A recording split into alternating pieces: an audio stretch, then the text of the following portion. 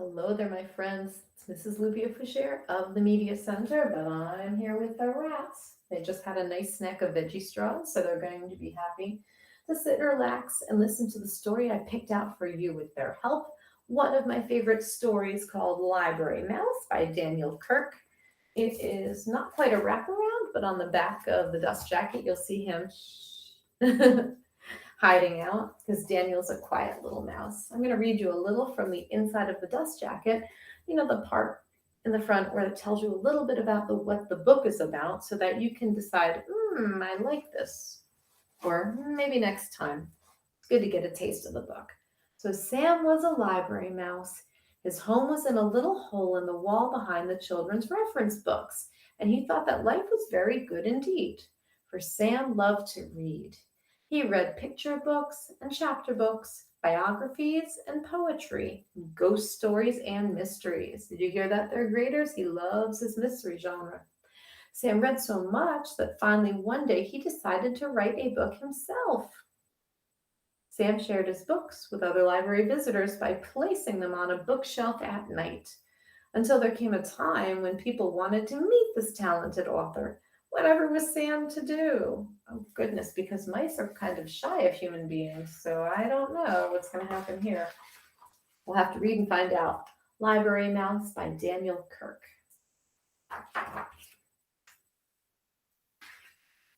Sam was a library mouse. His home was in a little hole in the wall behind the children's reference books, and he thought that life was very good indeed. So I like his little acorn cup. Oh, the reference books. Those are books that stay in the library, and they're usually full of facts. So I'm trying to think of what might be there. Guinness Book of World Records, all sorts of good stuff like that. Dictionaries, encyclopedias, almanacs, anything you want to keep in the library to answer people's questions, and that's where he lives. Every day when the library was full of people walking up and down the aisles, studying, checking out books, and working on the computers, Sam was curled up in his little hole sound asleep. Every night when the people went home and the room was dark and quiet, the library belonged to Sam.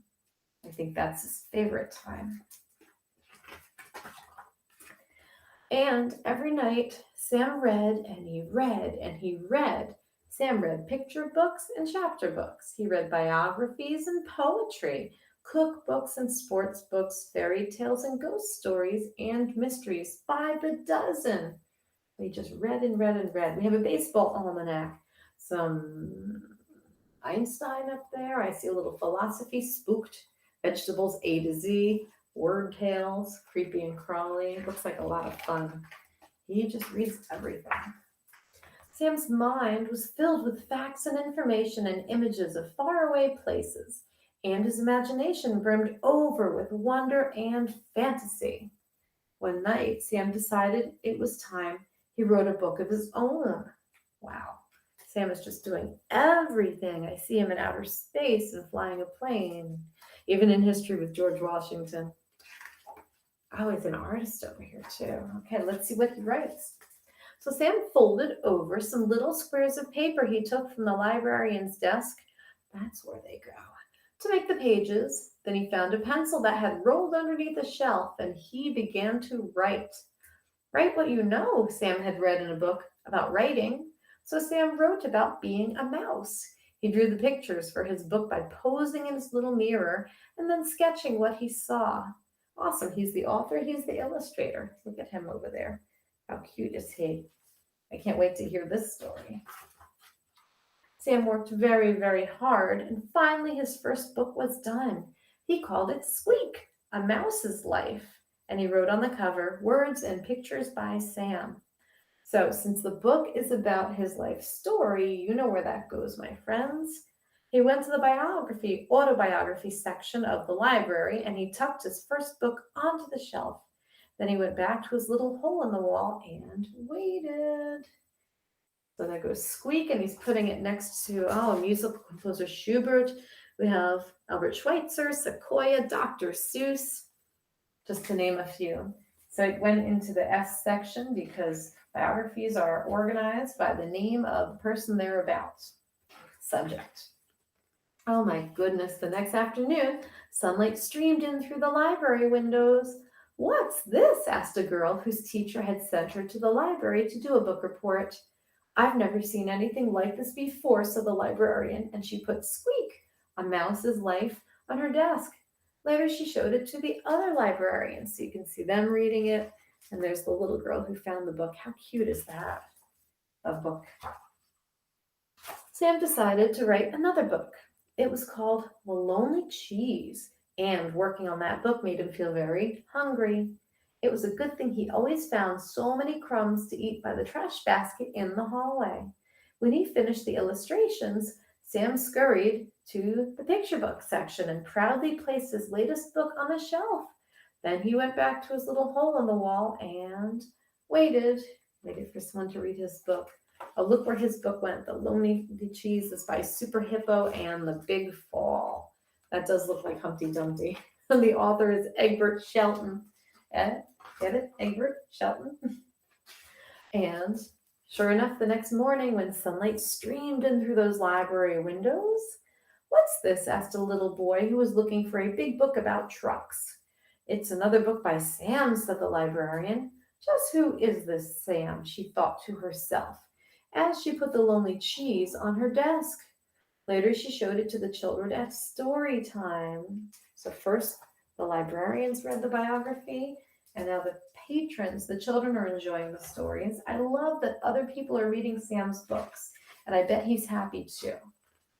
Sam decided to write a chapter book this time. It was called The Mystery of Mouse Mansion, and it gave Sam goosebumps when he wrote down the scary parts. The full moon was shining down through the windows of the darkened library when Sam crept over to, you guessed it, the mystery section of fiction, and he sneakily placed his book on the shelf. Then he went back to his little hole in the wall and he waited. So it's perfect setting. You've got nighttime and moon shining, and there he goes. He's putting his book next to The Serpent's Secret, The Fearsome Family, and Danger Boy. The next day, sunlight streamed in through the library windows. What is this? Asked a teenager who was looking for a good, creepy book to read before bed. We've got to find out who this Sam is, said the librarian. Hey, everybody, it's a mystery. I'll leave a note on the bulletin board and tell him that I would like to meet our new author. She put The Mystery of Mouse Mansion on her desk and later showed it to the writing class that came in after school. That night, Sam found the note. It read, Dear Sam, all of us at the library have been enjoying your books immensely. We're all wondering who this mysterious Sam really is. Whoever you are, you certainly have a lot of talent. Not everyone has it in them to write even a single book, let alone 3. We think it would be fun to have a Meet the Author Day with you as our special guest.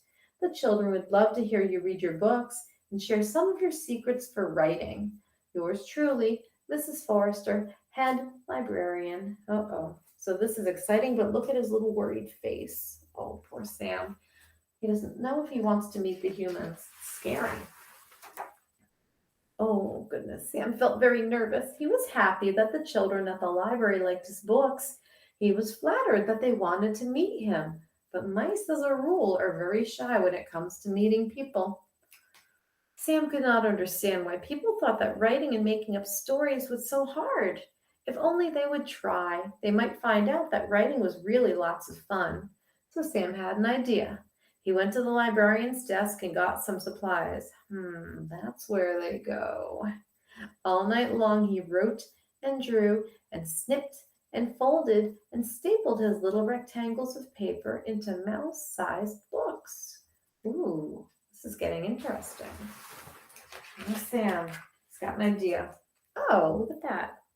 In the morning, when the library opened up the children's room, there was a sheet of paper taped to the door. Meet the author today, it read. A little girl was the first to see Sam's display all set up on the front table. What is this? She asked. There sat a tissue box with a pair of pencils taped to the sides and a banner stretched across the top. On the banner was written, Meet the author, with an arrow pointing down. Do you think he's in there? It looks like you have to look inside the box.